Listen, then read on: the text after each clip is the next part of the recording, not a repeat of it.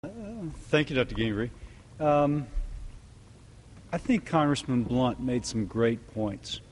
And one of them is that we want reform, but we want reform that works.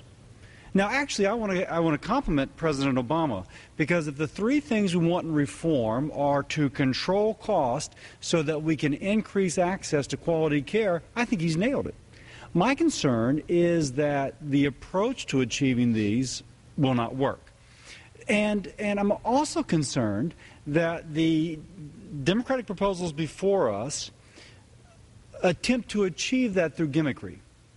They're using gimmicks to try and convince the American people that they're achieving the appropriate goal that President Obama has laid out, that it not add to our deficit. I was struck today that on the Senate side they're saying that states can opt out of the public option. I'm wondering, can you opt out of the taxes that will go into offsetting it? Can you opt out of the debt that the Congressional Budget Office says will accumulate? Can you opt out of losing the jobs that the increased taxes and the increased national debt will inevitably lead to? No, all you can opt out of is the benefit that's offered. You cannot opt out of the high cost that goes into providing this marginal benefit. I'm also struck that there is this tax that they're creating for the American people, and on some of our criticisms is truly bipartisan.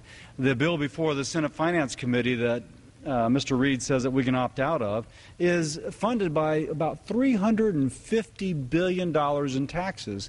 And if I may quote Speaker Pelosi, she says that these savings, these taxes, if you will, come off the backs of the middle class. And so I think we have a bipartisan criticism of the bill that's before the Senate right now. I think we would agree on the Republican side with Speaker Pelosi that the savings, the quote-unquote savings in those bills, that $350 billion comes off the backs of the middle class. Indeed, according to the Joint Committee on Taxation, families earning less than $200,000 pay 87% of these taxes. Now, this is remarkable. During the presidential campaign, it was stated that if you earn less than $250,000, your taxes will not go up. And yet now, through these various accounting gimmicks, we're seeing that indeed 87% of these new taxes will come off of those who earn less than $200,000. There's other gimmicks in this as well. It is pushing the cost of an expansion of Medicaid. And for those watching who don't worry about, I used to work in a hospital for the uninsured. For 20 years, I've spent my life trying to bring health care to the people who don't have insurance. Medicaid is the safety net insurance program that is partly funded by the federal government and partly by the state government. Now, in this plan before both the House and the Senate, both plans, they're going to expand Medicaid. In the Senate plan, they're going to make the state taxpayers pay for this expansion. Well, that's really great. It looks like we're saving money on the federal level, but all we're doing is shoving that cost upon a taxpayer. It's just through the state income tax or property tax or sales tax, not through the federal tax. That's a gimmick. If you want to say is the taxpayer paying for it, absolutely she's paying for it. And so this expansion, this increased cost, is going to lead to increased taxes, but it will be through the state tax code, not the federal. There is a sleight of hand that is being passed off as fiscal responsibility. Now, on the other hand, if we're going to oppose, we agree on the goals.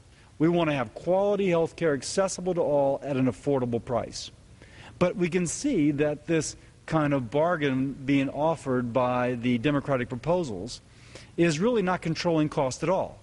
It is merely shifting it on to state taxpayers, or it is using taxes upon the middle class to fund. I like to say they are using new tax dollars in the old wineskin of an old health care delivery system.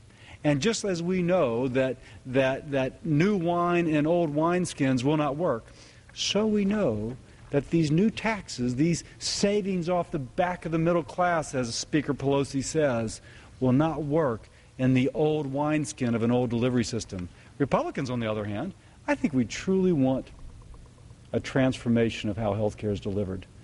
The Republican proposal I've signed on to, I think several of my colleagues have, H.R. 3400, is wonderful in the sense that it expands, it empowers patients to make cost-conscious decisions.